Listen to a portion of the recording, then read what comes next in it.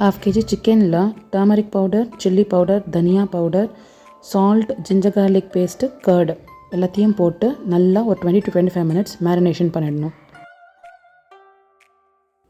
கடாயில் எண்ணெயில் jeera, sliced onions போட்டு நல்லா வதக்கிடணும். அதுக்கப்புறம் ஜிஞ்சர் கார்லிக் போட்டு இன்னும் கொஞ்சம் வதக்கணும்.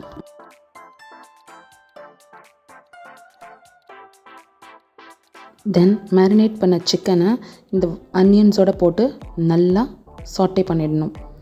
அது நல்லா சுருங்கி வர வரைக்கும்.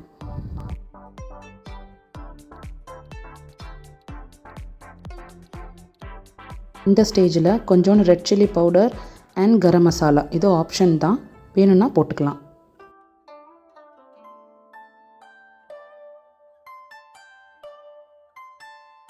இப்போது இதில் நறுக்கின தக்காளியை ஆட் பண்ணி நல்லா ஒரு தடவை சுருளை வறுத்துடணும்.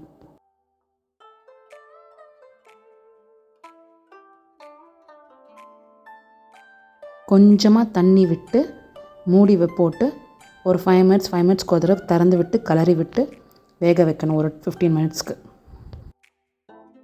இம்பார்ட்டன்ட் ஸ்டெப்பு, இந்த ஸ்டேஜில் ஒரே ஒரு பிரியாணி இலை, ஒரே ஒரு பட்டை இதில் போட்டுட்டு நறுக்கி வச்ச வெந்தயக்கீரையை, மேத்தி லீஃபை இதில் போட்டு நல்லா ஒரு கலரிடணும்.